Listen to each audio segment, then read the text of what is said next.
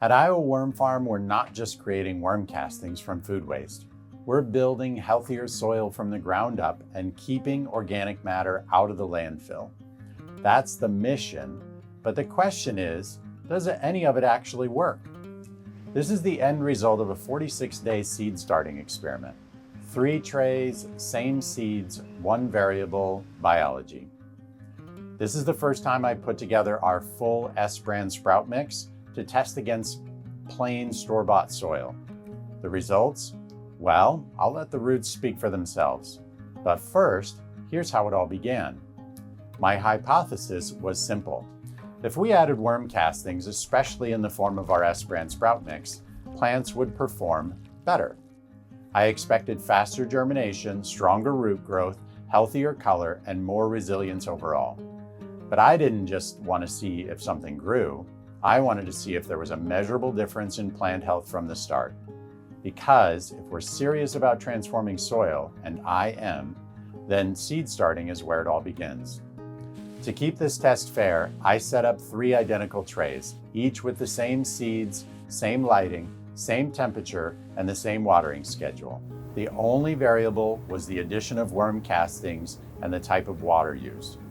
Tray 1 had 100% store-bought soil, which also happened to be sterile. It was watered with unfiltered tap water, and I sprayed that with the same tap water throughout the experiment. Tray 2 used 25% of our Elmer's Gold worm castings blended with 75% of the same store-bought soil.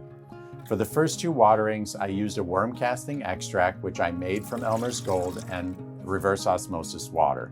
After that, it was watered with filtered water and sprayed with the same Elmer's Gold extract throughout the experiment. Tray number 3 had 25% of our S-brand sprout mix and 75% of that same store-bought soil. It followed the same pattern as tray 2, watered with the S-brand extract early on, then filtered water and sprayed with the S-brand extract during the rest of the trial. The worm extracts were made combining worm castings with filtered water and straining the mixture through a 200 micron mesh filter, the same kind you'd use for bottling kombucha. It's not fancy, but it works perfectly to keep the spray bottles from clogging. Each tray had its own labeled spray bottle, its own mixing tub, and its own growing tray to prevent any cross-contamination. Watering can be one of the biggest variables in a seed starting experiment. Too much or too little can completely change the outcome. To keep things consistent, I started with evenly moistened soil in all 3 trays, then weighed each tray and recorded the starting weight, exactly 7.5 pounds each. From that point forward, every time I watered, I brought each tray back up to the original weight. That meant I could water consistently across all the trays without overdoing it. Bottom watering was done with measured amounts, and spraying was done with separate labeled bottles. This simple method helped remove any guesswork. I didn't have to wonder if one tray got more moisture than the other. I just followed the numbers. From day 1, I watched for any signs of a difference.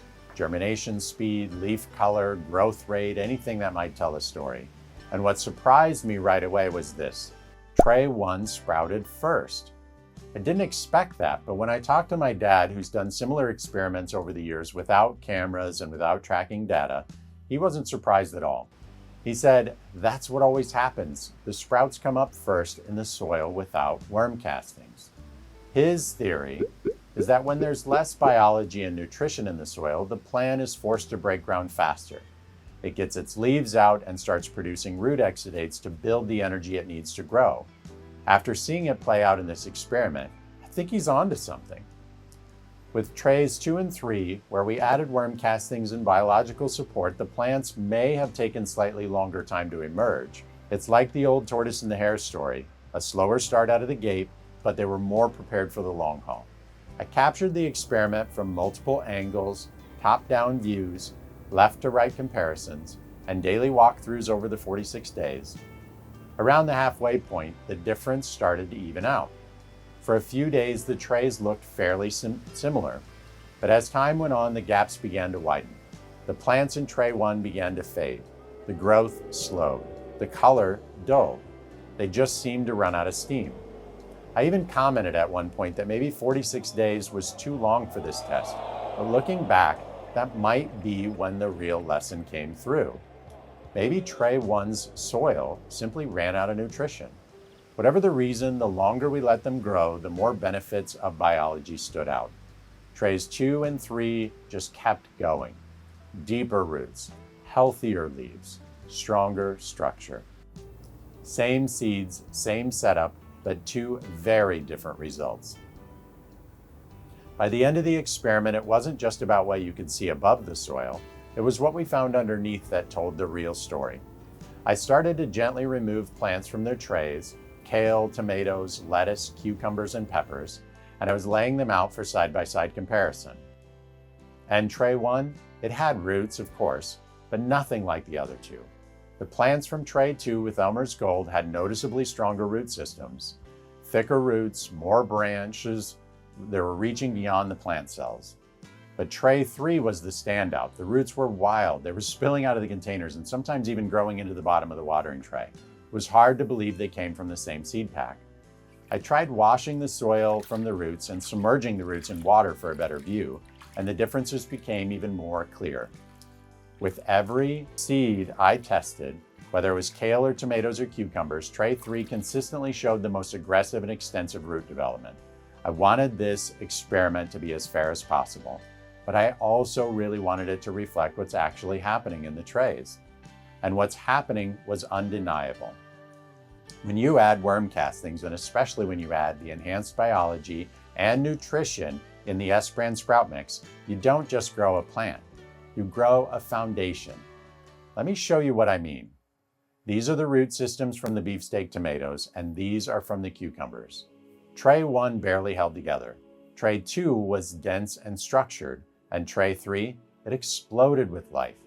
You can actually see the difference, both in the root volume and the plant vitality. And this is what got me thinking.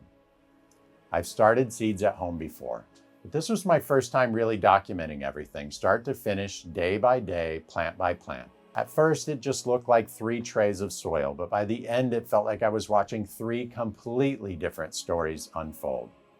Tray 1 did okay.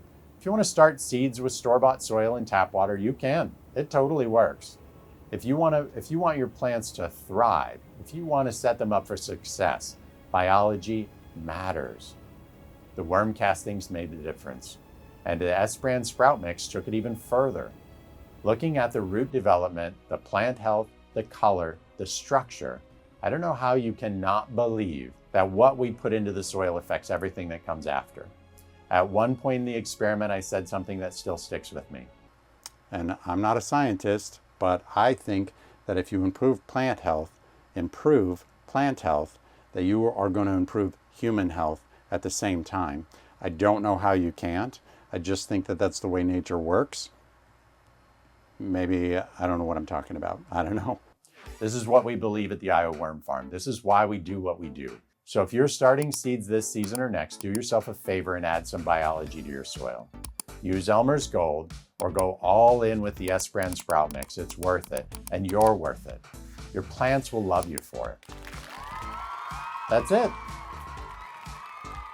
Cut away the bloopers and fun stuff. I think I got it.